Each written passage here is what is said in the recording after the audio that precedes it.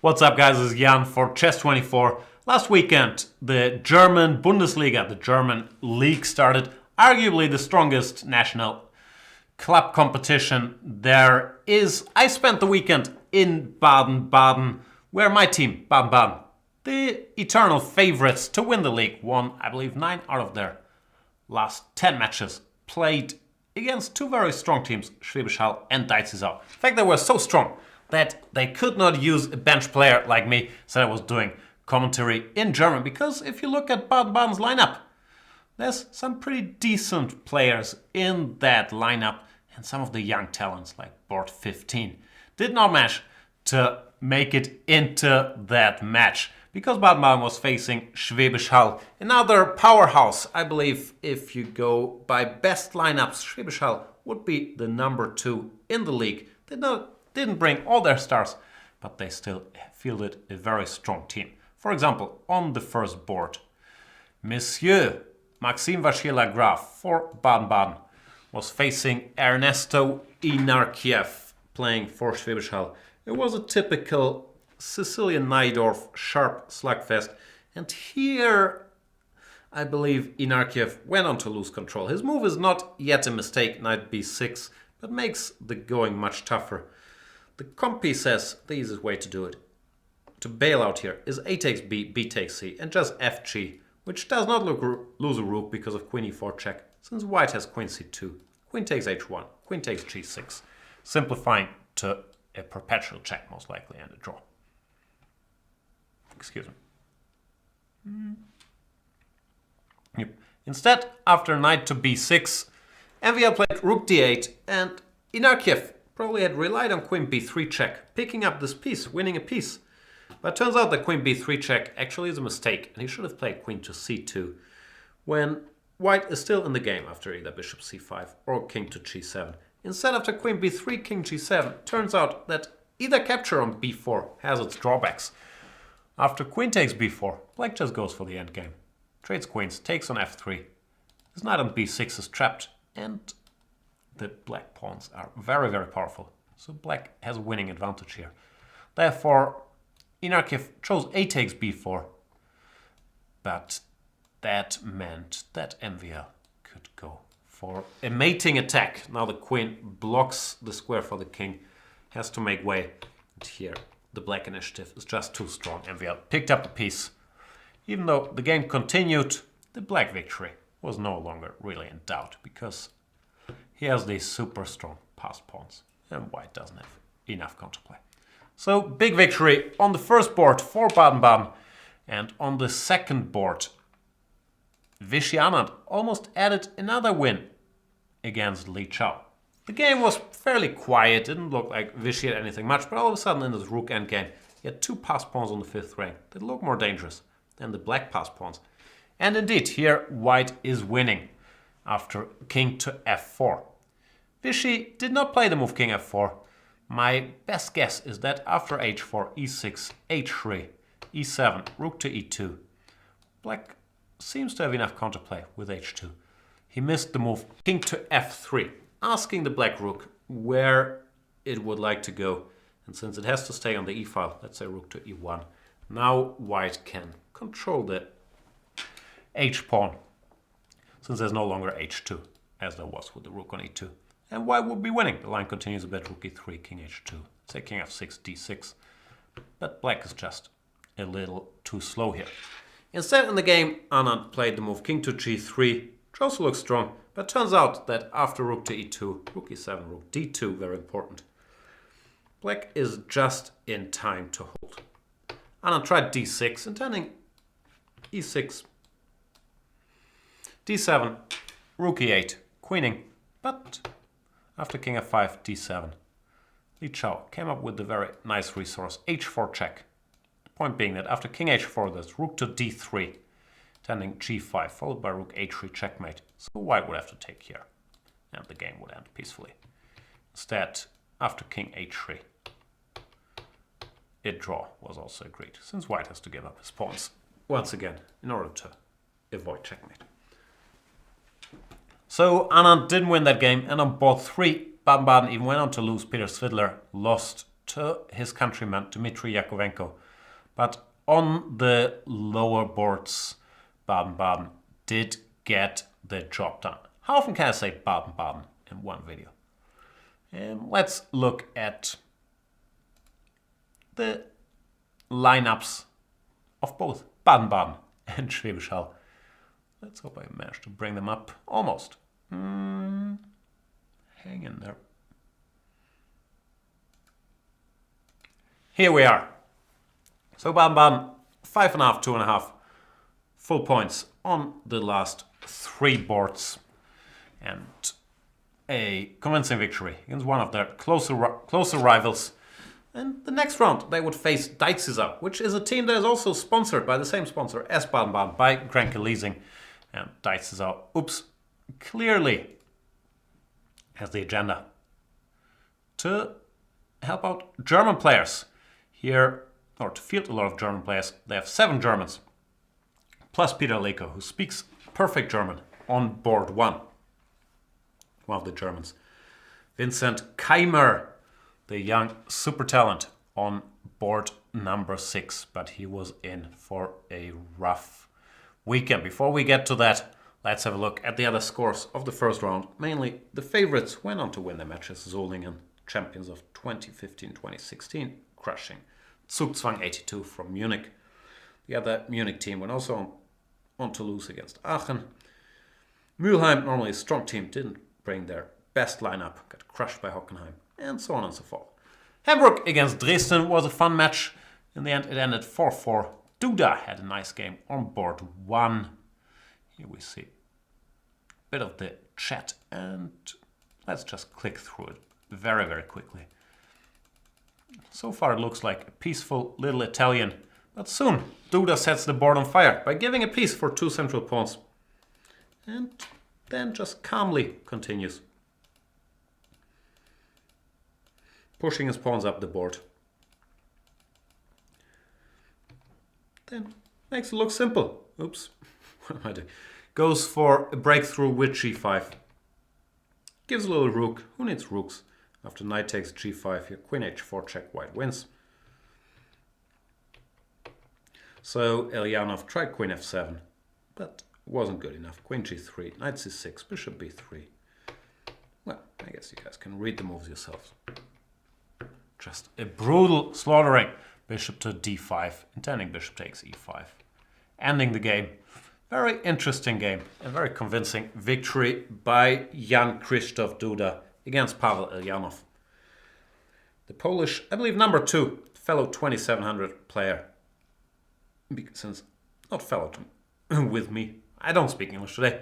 The second Polish 2700 player after Radek Wojtaszek. Keeps going strong. In the match, yeah, I believe Hamburg had some chances, but in the end, it did all end peacefully. And here we see Lawrence Trent. His team went on to lose, but he scores a draw on board 1 against an opponent that outrated him by 200 points. I believe he was going to score another draw in round 2. It's an opponent that outrated him by 300.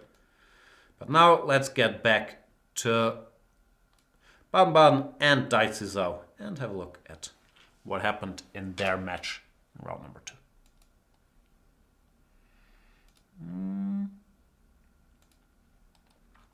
Where do we start? Let's start with Mickey Adams, who...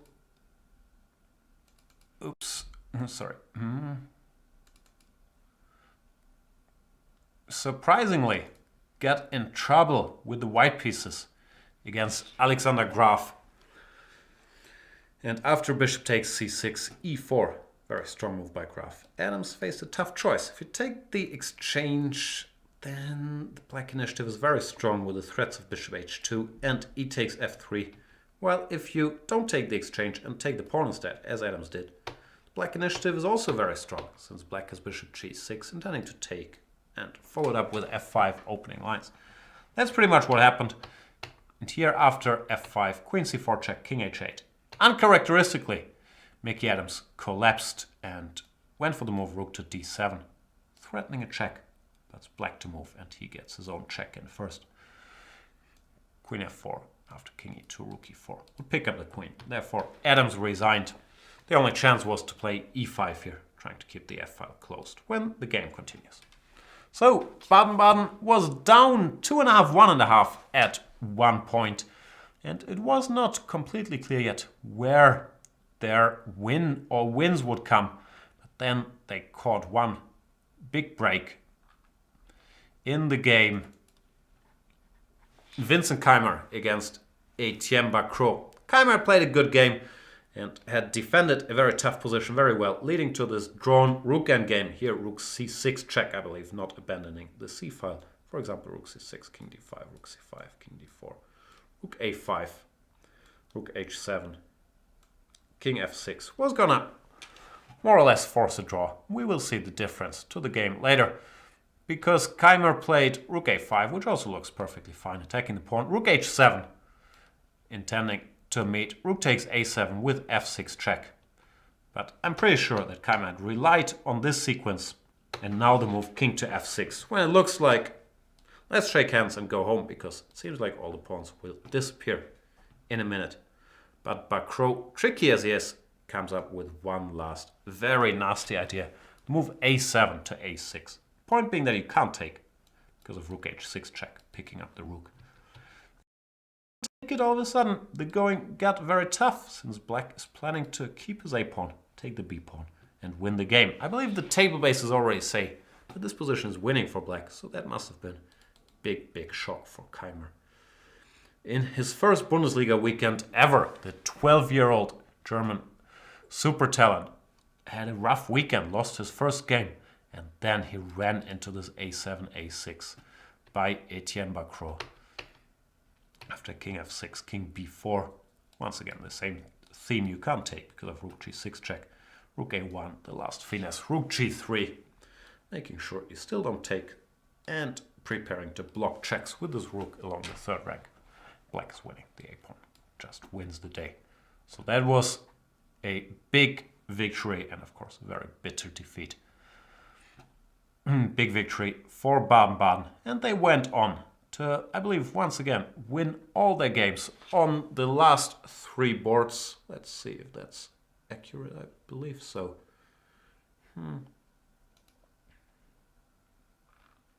Switch to round number 2. Yeah, here we are, winning boards 6, 7, and 8, just as the first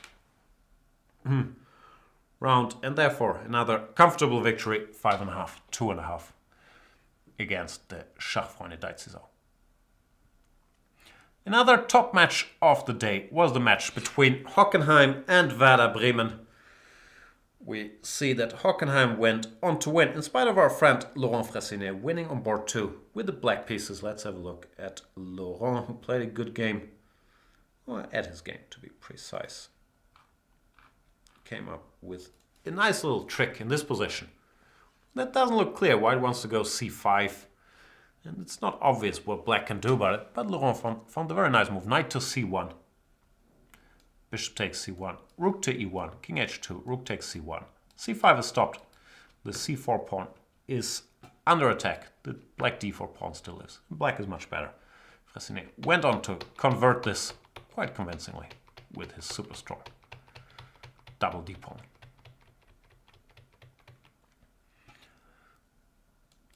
However, the match was lost once again on the lower boards, where Babula, I'm sure, will have some regrets about his game against David Baramitse on, I believe, board 7.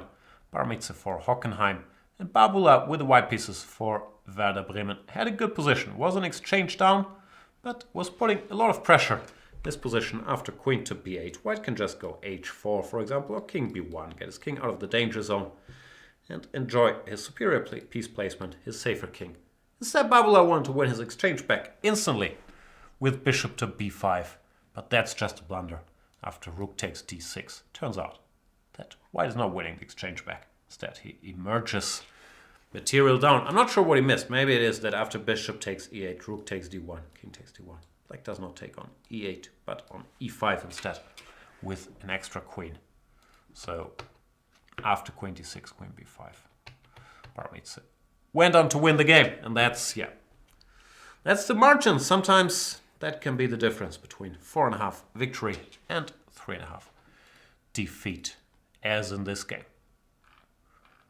What else can I tell you? Not that much, really. It was a tough weekend for Ernesto Inarkiev. We've seen he lost his first game against MVL. Then he lost his second game as well against Toms Kantans from Speyer-Schwegenheim. Here after rook g3, all of a sudden there's no real defense to lethal sacrifices on g7, for example. Rook c8. Takes. And black would have to give the queen in order to avoid checkmate. Therefore, Inarkiev tried rook e6, gave the exchange. After further adventures, the game didn't end here. Kantans went on to win this game. So tough weekend for Inarkiev. Tough weekend for Vincent Keimer, we've mentioned. Good weekend for Baden-Baden and a good weekend for a couple other teams as well. Let's have a look at the standings. Good weekend for Lawrence Trent, of course, most importantly. In the standings, we see Baden-Baden 4 points. You get 2 points per victory. Solingen 4 points. Hockenheim 4 points. Schachfreunde Berlin 4 points. So, nothing decided yet, surprisingly, after 2 of 15 matches played. Normally, 4 teams relegate. This is not US sports. 4 teams relegate and go down to the second league, and then 4 new teams enter the league. But as you can see, this season, there's only 3 new teams. And it often happens that one team decides, I can't continue next season. They withdraw. Therefore, finishing 13th does not always mean that you have to go all the way down. We shall see how it is this year. Of course, I'm very biased. I'm hoping that Baden-Baden will win their next title. Thank you guys for watching. I'll keep you posted about the events in the German League. Bye bye.